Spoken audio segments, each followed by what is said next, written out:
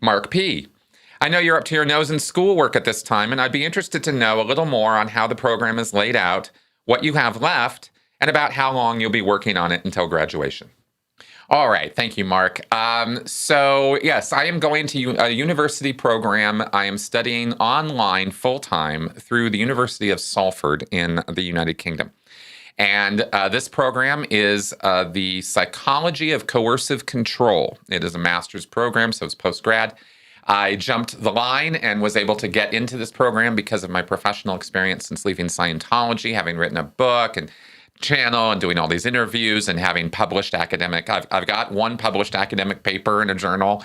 So all of those things helped credit me in this direction of getting accepted into this program. It is a tough program. Master's level study is not easy.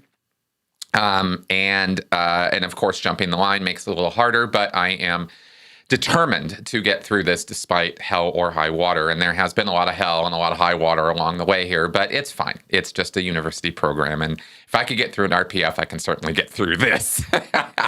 So the program is actually quite exciting, and the learning on the program has been amazing.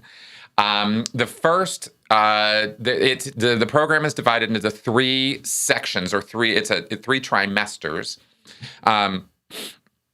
The UK program, the UK system is a bit different than the United States system. Grading is different. The way they divide up the year is different. The way they approach lecturing, or how, even attendance, is different. There aren't pop quizzes or tests or anything in the middle of the terms. There is just final assignments. So 3 terms. The first term is now over. We are now into the second week of the second term now. The first term covered the etiology of coercive control, which is basically the causes or ways or framework of what coercive control is, how it comes about. And the other class that I took was research methods in psychology, which is more of a sort of generalized kind of class on how to do research. And then the second term that I'm in now, I have 2 classes, both covering coercive control. One of them is on the recovery from coercive control, and the other one is on coercive control across different contexts. Because coercive control in a religious setting is different from coercive control in a domestic setting, which can be different from coercive control in, let's say, a cult, which can be slightly different from coercive control in a terrorist cell. All of these things are related to each other in fundamental ways. Coercive control is coercive control, but we're studying how it varies and changes across these different contexts. So, and the recovery module, the recovery class that I'm doing is, of course, focused on treatment methods and how one comes about recovering from a cultic or extremist group experience, including, by the way, domestic violence situations, human trafficking, stuff like that. The class is basically framed around the idea that coercive control as a concept is something that manifests in different domains. And this is the first post-grad program that has put coercive control into this kind of a framework of studying it in the view of domestic or interpersonal, partner, interpersonal. I keep saying that, but it's actually intimate partner violence, IPV.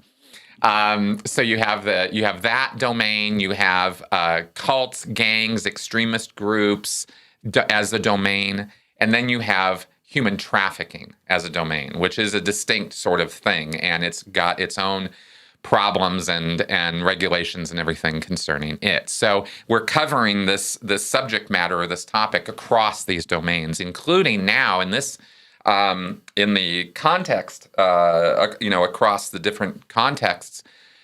Class will be actually looking also at coercive control on the internet, because I believe that, and I'm getting agreement on this view from my professors and other classmates, that the internet and researching how coercive control occurs there is the future of this profession or subject matter or area, because the internet's not going away. And when we see the rise of things like QAnon or Flat Earth, which precedes that, or Pizzagate, which was a precursor to QAnon. These are internet-based cults at this point, or ideas, right? The flat Earth is, culty. It's got cultish stuff going on, but it's not really a cult the same way Scientology is, and that's the whole point. Is that these online cults, the model's a bit different, and it's not a charismatic leader model cult. So it can be. You can have a cult that uses the internet as an additional tool for recruitment, retention, communication, coordination, etc. But you also have this whole other thing where an internet-based culture develops. Anyway, I digress from the question you asked me here. So we're studying all of that stuff. And the third trimester, after this term is done, then the next one will be my dissertation. And all that'll be over the summer, and I'll be working flat out on research on that. You can either do original research, or you can do like a systematic review, or some kind of,